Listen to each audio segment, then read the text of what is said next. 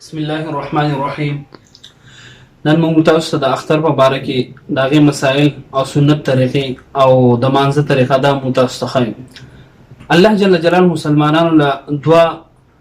خوشحالیانې ورکړي دي چې یو عید الفطر دی، یو عید الاضحی دی. الله جل جلاله په دې کې د خپل بندګانو باندې زیات رحمتونه او د بندگان الله جل جلاله په دې کې زیات معاف کوي، او خاص کر د اختر په شپه باندې دې ته لیلة الجائزه هم ویل شي. په دې کې هم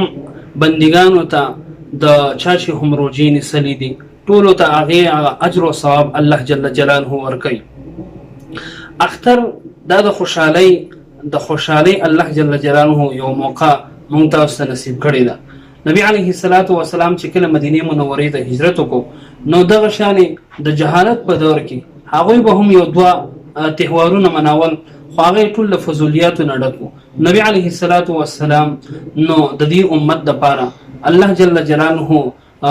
ورله دا دوه تهوارونه ورکړي. نو نبی علیه الصلاة والسلام وفرمایل چې موږ هم الله جل جلاله دوه خوشحالیانې راکړي دي. اصل کې دا دوه خوشحالیانې یو خو دا عید الفطر دا د فرض په تکمیل باندې الله یو خوشحالي راکړې ده، بله دا چې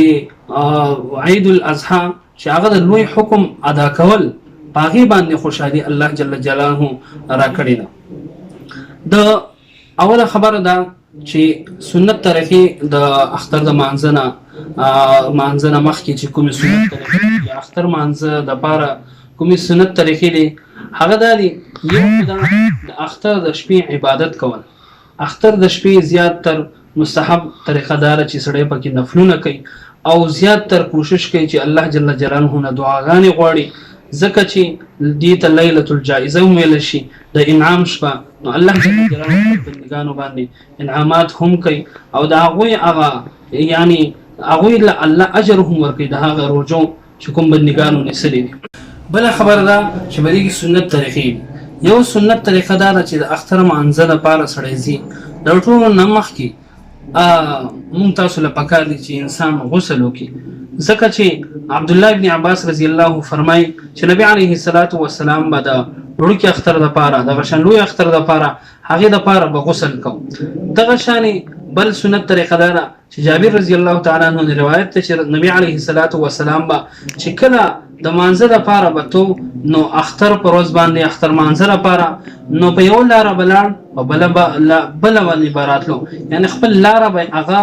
مختلف کوله بدلوله. د دې یو حکمت دا هم دی چې یاره په دې کې د مسلمانانو شان و شوکت او د هغوی اجتماعیت زیات اظهار په دې کې کیږي. بل سنت طریقه داره چې انسان د اختر د مانځه دپاره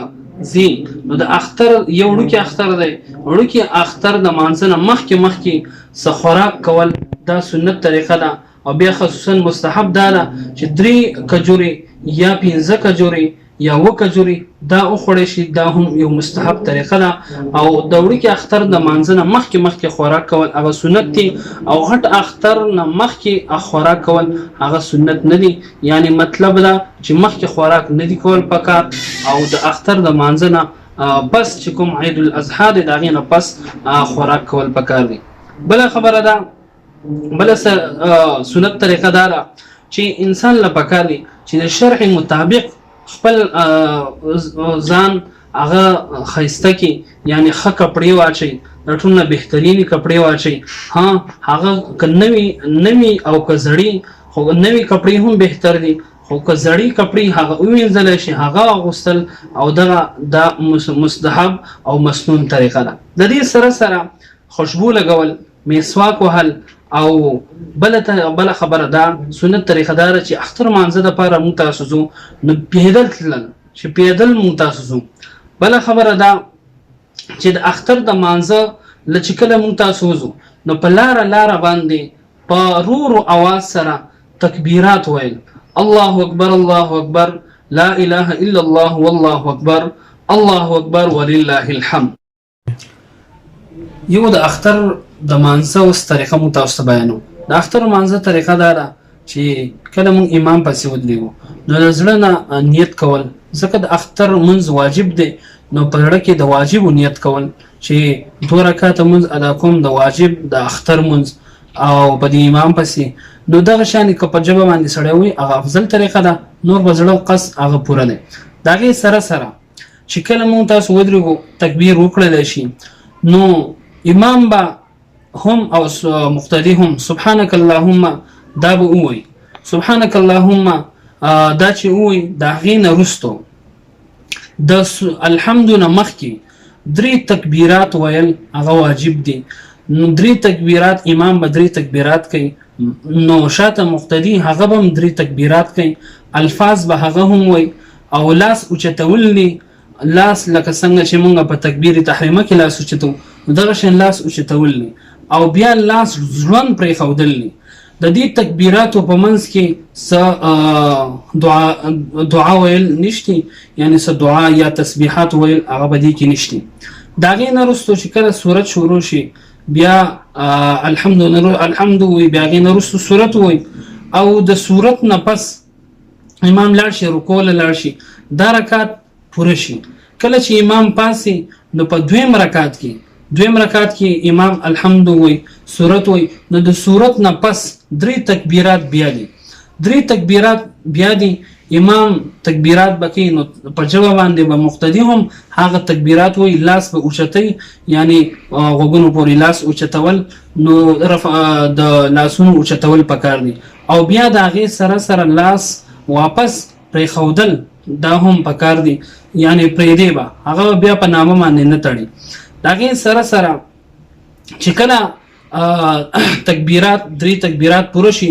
نو سلورم تکبیر چې امام کوي نو ډایرکټ به رکوع لزو نو چې کله مونږ رکوع کړو دغه شانې د منځ پوره شي اخیری قاعده وکړل شي او سلام وګرځول شي داغه نه وروسته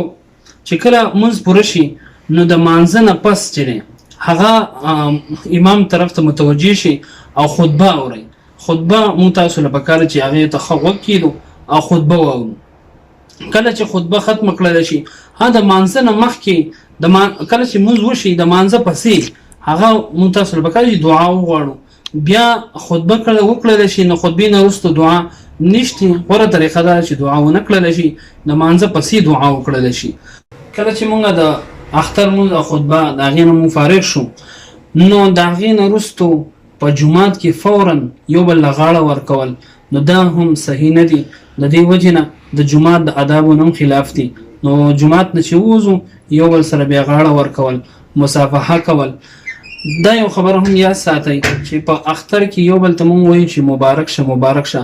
دا ویل هم صحیح دي خو لیکن دا عادت نه جوړول پکار غوره طریقه د دعایه کلمات مونږ تاسو له پکار دي چې هغه مونږ تاسو وایي بارک الله دغه شان تقبل الله منا ومنكم الله پاک دې مونږ تاسو له په دې باندې عمل کو توفیق راکړي جزاكم الله خير